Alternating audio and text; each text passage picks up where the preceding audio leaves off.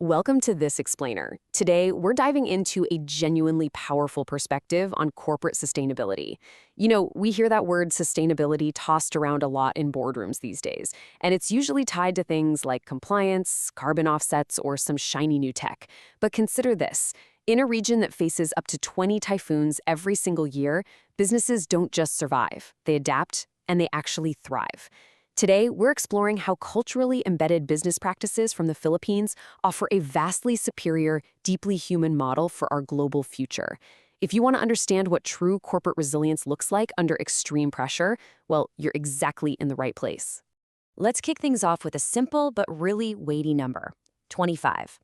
That represents 25 years of deep, on-the-ground experience from our source author. The insights we're unpacking today, they aren't based on some quick survey or a weekend corporate retreat.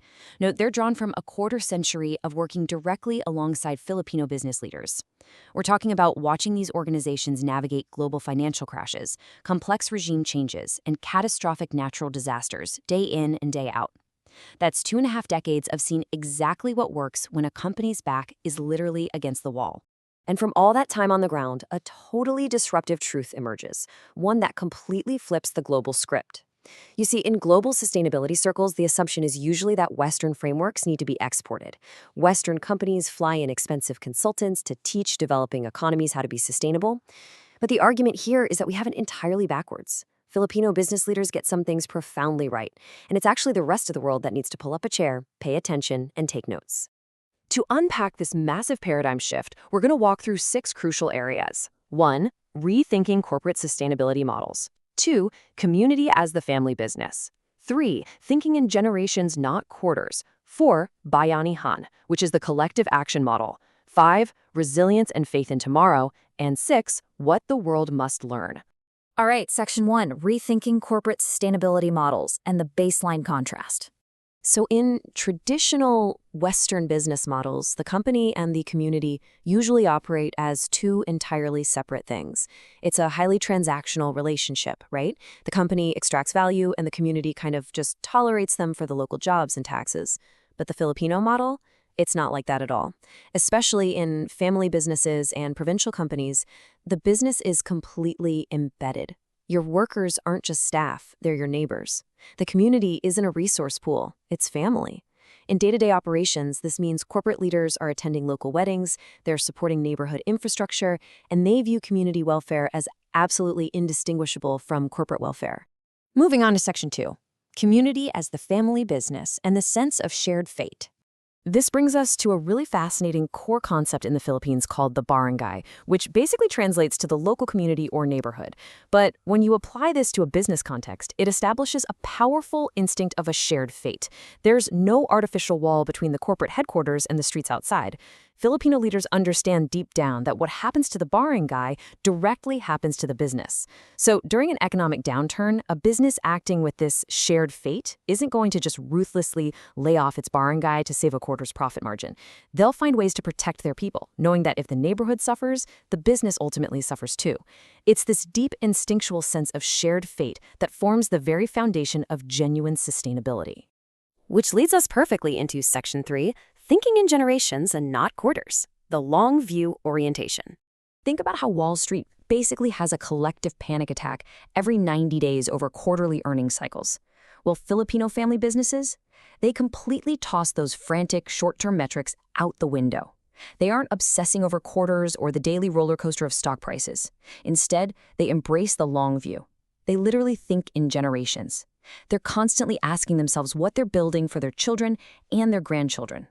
The goal is building a family name in an institution that's going to outlast any single leader. And honestly, that generational orientation is exactly the mindset real, lasting sustainability requires. Let's look at Section 4, Bayanihan, the collective action model, and showing up for each other. At the heart of all this mindset is the profound cultural concept of bayanihan. This is essentially the Filipino framework for collective action. Traditionally, bayanihan literally meant community members putting a neighbor's house on their shoulders to physically move it to a safer location. Just imagine that. It's the ultimate practice of showing up for each other, the community coming together to carry a burden that no single person could possibly lift alone. It's an instinct Filipinos just understand in their bones, working together towards something vastly bigger than any individual ego or agenda. Now, think about the massive global challenges we face today. Climate change, that is fundamentally a bayanihan problem. Corporate ESG goals, that's a bayanihan opportunity. Sustainability itself is the bayanihan responsibility. These aren't just corporate hurdles you can hand off to a single siloed department to manage. They are collective, existential issues that demand this exact kind of deeply rooted, community-driven problem solving. We need everyone lifting the house together. Next up is Section 5, Resilience and Faith in Tomorrow, Absorbing Shocks and Long-Term Morality. We absolutely have to talk about the sheer reality of operating a business in the Philippines. This country faces more natural disasters per year than almost anywhere else on Earth. Businesses there are subjected to continuous extreme operational shocks, devastating typhoons, massive earthquakes, severe flooding, you name it, even volcanic eruptions. Consider how an average Western company might be completely paralyzed for weeks, maybe months, by a single unexpected flood. But over there, these catastrophic events aren't once-in-a-lifetime anomalies. They are relentless, annual realities that test the absolute limits of human and structural endurance. And yet, despite these overwhelming disasters, they don't fold. Filipino businesses rebuild, the communities recover, the leaders continuously adapt. This profound resilience, this incredible capacity to just repeatedly absorb massive external shocks, dust off, and keep going, is exactly what 21st century climate adaptation is going to require from businesses all over the globe. But where does that incredible resilience actually come from? Well, it's deeply rooted in faith, a steadfast faith in the future. It's this unshakable belief that today's sacrifice produces tomorrow's harvest. It's a long-term moral orientation that says doing the right thing is ultimately the right strategy. For example, continuing to pay factory workers their full wages even when the factory is sitting under a foot of floodwater. Sure, that's a heavy financial hit in the short term, but that sacrifice breeds intense loyalty, ensuring the business recovers so much faster when the waters eventually recede.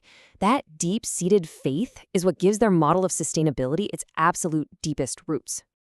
And finally, Section 6, What the World Must Learn. Flipping the script on global sustainability. The bottom line here is this.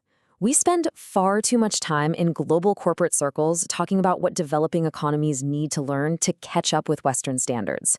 We need to completely flip that script. The Philippine business model, which is so rooted in community, long-term generational thinking, and relentless resilience, has something vital to teach the rest of the world. And just to be totally clear, this isn't just some heartwarming, feel-good story. This is a hard-nosed, battle-tested strategy for surviving and thriving in an unpredictable world. So, I'll leave you with this final, provocative thought to reflect on today. Take a hard look at your own professional environment. What does your business need to learn from the Philippine model to build genuine sustainability?